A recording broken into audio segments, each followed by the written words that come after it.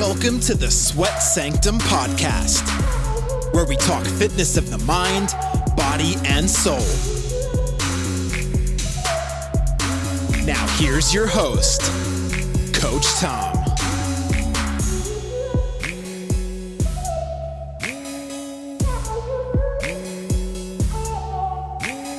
What's up, y'all? Coach Tom and Cody here. It's a little cloudy here in Central Florida today on a Thursday, but we're getting through life. Week number, God knows how long into quarantine. I think we're like midway through May right now. I have not been in a gym since March 23rd, I believe, 2020 and change, late into March.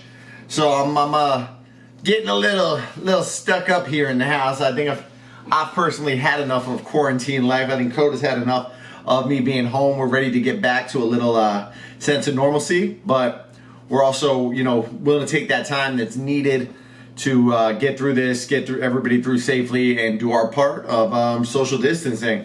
It's a whole new way of living right now, but everybody's in the we're not all in the same boat, but we're all sailing through the storm. Everybody's going through it a little differently, but I'm happy to say I got my workout in this morning, and we're going to talk a little bit about working out and what I think is the most important part of any training plan, and the most important part of any fitness plan. And today it stems from somebody that came up to me while I was working out, and we'll get there, but I'll give you a little rundown on what I was doing. And I got up this morning. Coda and we took a walk about. I didn't have anything to do today, so I slept until about 8 o'clock. Had a cup of coffee, and kicked it off with a little Luca Hocevar podcast. So one of my favorite podcasts to listen to, Luca Hocevar, and then followed him up with some the Business of Fitness podcast with him and Steve Kretsky, and I just got my mind thinking, got my mind running. So definitely wanted to come at y'all with a podcast today. But Coda and I did probably walked for a good hour this morning. He was beat when we got back. And, after that, I headed down to the local park that I tend to go to get my workout in. I packed everything up today. I didn't even realize till I put my backpack on my shoulders that it was probably about 60, 70 pounds worth of gear in my backpack. So I'm lucky to have all of that gear. And, a lot of it's been sitting under the bed for a while, sitting in the closet. And with quarantine, I was able to break it out. And, I packed up rings. I packed up all my heavy tension resistance bands. I packed up a TRX, ankle weights. I packed up a bunch of stuff I don't even think I used today. I packed up the camera to do a little video work, but didn't get too much of that done because I got really in the zone. And I found I've had these rings for a while, and I've been struggling to find somewhere to attach the rings, somewhere to rope them over. I know on the first and second day of quarantine, after they announced the closures of gyms here in Central Florida, I went right to the park and I was able to throw them over the playground. I've got a pair of Rogue Fitness rings, and I was able to throw them over the playground, do pull-ups on them, and do all sorts of ring work, gymnastics type work. I'm not a gymnast, but I like messing around with it a little bit. So 2 days in, they locked up that portion of the park. They shut it down. They put a thing on it, and I'm not about to go and I'm not about to bust through there. I don't want to. There's too much going on. I don't want to give the cops any problems right now. They've already got enough headaches. So I've been staying in my lane, working out where I'm allowed to, working out where I'm supposed to. And today I realized that in the at the park I go to, there's a set of dugouts, and in the dugout there is a little support bar at the top for the roof that I'm able to wrap the fabric portion of my rings around and hook them up. So I was just super excited to work out in the dugout and break out the rings today. And the reason is I have not been able to really find anywhere quality to get a pull-up in. I've got a perfect pull-up bar. It is in fact not perfect. If you're a taller guy, wider guy, my feet touch the floor, so I'm constantly in an elevated position. I like to go a little wider on my grips. I like to change my grips up. It's not a product that I love, the perfect pull-up bar. It's getting the job done right now, and I think that's what a lot of us are glad to have, is things that get the job done.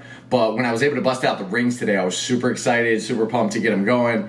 And I started out with just knocking out pull-ups, chin-ups, Mixed in a couple dips. I was focused on doing back work today. I was going to do a little more rowing, a little more bicep curl after. But, I'm playing with him, and a man walks by me in the park, and, he did like 2 or 3 laps, and I could tell he wanted to say something. I had the headphones in. I was trying to stay in my zone, and finally comes up and, hey, man, you're pretty fit, and, I know you do a lot of gymnastic stuff. You do a lot of calisthenics. And I'm like, well, calisthenics not really gymnastic stuff. You must do a lot of CrossFit. And I'm like, no, I've done CrossFit once in my life.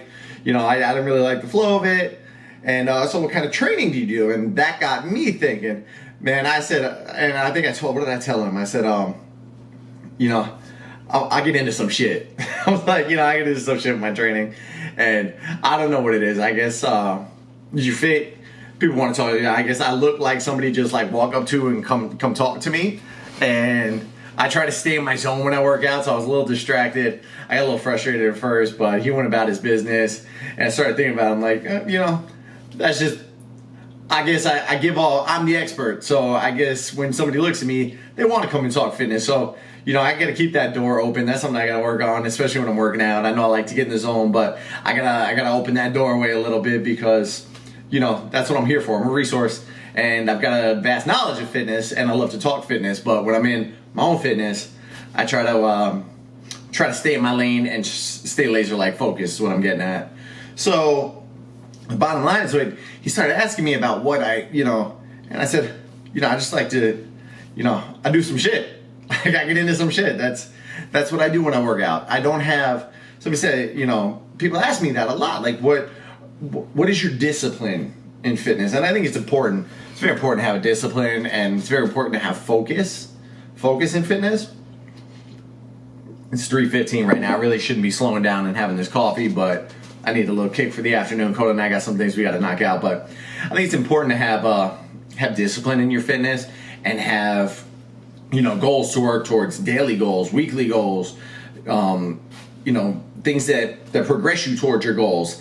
And you need a lot of that. But I'm 35 years old, and when I first got started, I followed a lot of bodybuilding stuff. So I read Muscle Fitness, Men's Health, Muscular Development, and I followed those plans. And it's set, rep, this, that, the other thing, and it's great. You need that kind of specificity and that kind of training, getting going, and after that, a couple years after, I started focusing a little differently. I would focus on some powerlifting, some weightlifting type of stuff where I would do 5x5, 5 sets of 5 to try to build a little more strength and build absolute strength through the body. And, for me, it's tedious, and if you get into a flow of things, and my problem with programs like that, which they're great programs, don't get me wrong, they work. That's why people do them. But after I started working out, 23, 24 years old, 11, 12, 13 years into training, is that eventually it gets boring. You're going through the same thing every single day, monotony, and it's the same routine. Not exact same, but you're going through this same flow, and you kind of become a hamster on the wheel. And this goes for everything. The cardio junkies out there. You all just love to put in miles every day, and I think, you just put in miles, and it's good for you. Relieve some stress, and you get something out of it. You get your physical training, but my question is, are we having fun with what we're doing? So now, at this later stage of my life, not too late, 35, but I find that I'm most successful in fitness when I'm doing something that's fun for me and something that I really love to do. So like fun and fear are the two biggest things I would attribute to my success in fitness right now. Me staying in love with fitness, because as somebody who works in the profession, it's very easy to fall out of love with it because, I'm not just taking people through sets and reps, but I'm taking multiple classes of people through sets and reps, and I'm running through the same workouts 3, 4, or 5 times a day, and it can get very tedious if you don't love what you do and you're not having fun with it. So I always try to, I think, make or break. The game changer for a lot of people is making sure that your clients are having fun, making sure you're having fun today. And it really stems from, I was doing the pull-ups, and I was just, I'm doing pull-ups on the rings, And then I'm like, let's start messing with some gymnastics stuff. I started doing some skin the cat. I started fooling around, and I tried like messing around with some iron crosses, but that is not something that you can mess around if you don't know what an iron cross is. It's when the gymnast holds the rings out to the side. It's probably one of the most challenging exercises to do. But I started flipping upside down on the rings. I'm doing upside down knee tucks. I'm getting a little flexibility work on the rings upside down, and I'm like, I got the music going. I was jamming to some I mixed it up this side, that side with some Foo Fighters and Biggie today. In between sets, I'm just like walking around the park. Nobody's there after the guy left, and I'm just singing my brains out to myself, screaming Foo Fighters, jamming out to Big in between. It was a really random playlist. But I'm like, I'm having fun. I don't want to stop working out. And the next thing I know, it went from 10 a.m. and it's noon, and I'm like, shit, I've been out here for 2 hours right now. I didn't even realize. So I'm having fun while I'm doing it, and that's what like you buy in on, is if you're having fun, it brings a smile to your face.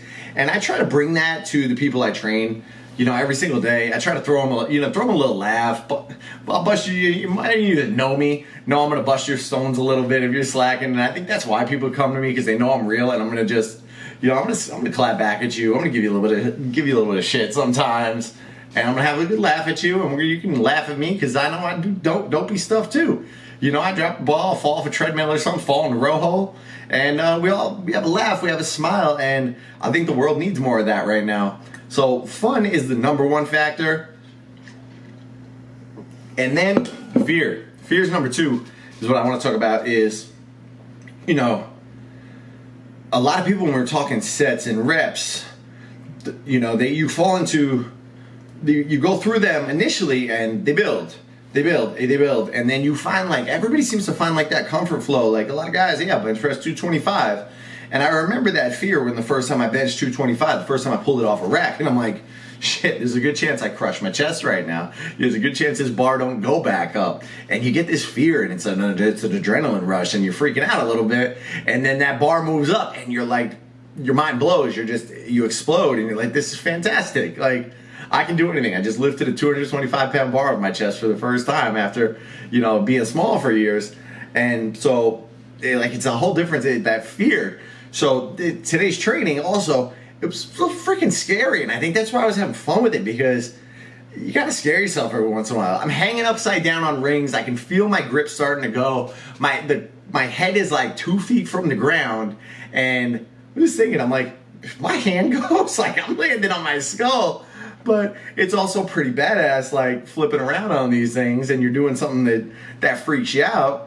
And I remember, it's like the first time I coached a class, man, that shit was scary. But it was fun putting on a microphone and yelling at a bunch of people and like getting them going, like telling everybody was that still. I do it every day. Well, I was doing it every day before all this went down, but it's something I was doing every single day, sometimes 8 times a day. And class number 8, I wasn't supposed to coach this one. I don't really know these people. They're the night crew. I'm usually with the morning crew. Damn, I get a little scared. You've coached this workout 6-7 times in the same day, and I'm a little nervous how these people are going to take it, and that fear kind of gets you going. So I like to incorporate a little bit of fear into my training, and I think that really, that gets you going. It gets you motivated. Like you overcoming fear is one of the strongest psychological benefits in a gym. Because you just have to build confidence. You do things that scare you. I threw around a 70-pound kettlebell the other day, and I was just trying to play catch. I was trying to switch hands and catch that kettlebell in the air. It was a little scary, and I'm like, man, this thing goes flying, hits me in the wrong spot. I don't catch it with my knee. I'm gonna be in bad shape. But at the same time, like, this is hard, yo. This really gets me going, and I feel accomplished. Like when you overcome something that you're afraid of. And it's like, I see like people that run on the treadmill, and they run casually at a 7, they're up into an 8, occasionally a 9, they drop back down to an 8, they drop back down to a 7, 7 to 8, 8 to 9, 8 to 7, back and forth, up and down. Here we go, round and round. And like I could do that. I could hold on to a 7 and then bump into an 8, bump into a 9, back down to 7. I can do that, but I don't get anything from it. Like I'll get a physical benefit. But psychological benefit, I'm not going to see that. Like, so put me on, 12 miles an hour. Let's see what we can do at 12 miles an hour and see if that feeling that the treadmill is going to carry you off the back end. Yeah, it's pretty awesome. Like, sometimes you throw a 6% incline on there and you just like, I hope I make it another 15 seconds so I can hit the 30-second marker, because it's scary. But then you're like, you come off that treadmill like, yeah, I hiked that. I went 12 miles an hour up 6 incline, 12 miles an hour up 10 incline. You feel like a total badass. Like, I feel much more accomplished doing something like that. It gets my heart pumping, freaks me out a little bit. I love running on the Woodway. The Woodway? I think it's called Woodway treadmill, the self-powered one. You just run as fast as you can, like you're running. Get a cheetah chasing you, and that thing keeps going. Oh, I can do 15 miles an hour. Let's see if I can move these legs a little faster without falling. 16, 17, 18 miles an hour. Oh man, like a boss. And then you come out there feeling good because you tried something you never did. So like doing gymnastic stuff really messes, it takes me out of my wheelhouse.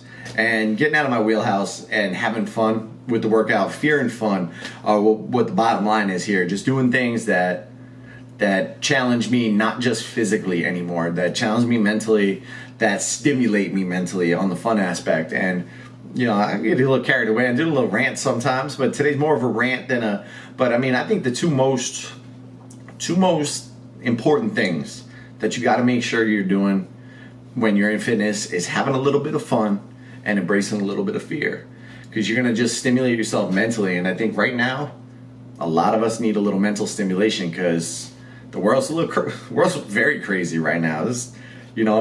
Gyms are gonna go open back up very soon, I'm sure. And a lot of people are going to fall into the same traps. They're gonna go in that same day by day and not challenge themselves. They're gonna pick up the 15-pound weights, pick up 20-pound weights, do the same bicep curls. Like, I tore my bicep 5 years ago, surgically repaired. It does scare me picking up a 50-pound to curl it. Don't mean I'm not gonna do it anymore. Don't mean I'm not gonna lift heavy anymore. Like, that's who I am. That's what I do. I like to challenge myself. I like to get uncomfortable. Like we watched the Survivor finale last night, and I said to Kim, I was like, I need you to video me an audition tape, because I want to be the next Tony on Survivor. Like, I want to be the 2-time winner. I don't even want to be the 1-time winner. Get out there, get scared being on that island, fly to Fiji, because I don't like to fly that much. Flying to Fiji is going to get me. And then, be on TV, because that's going to freak me out, and I'm going to have to, lie, cheat, steal my way up to the top on Survivor.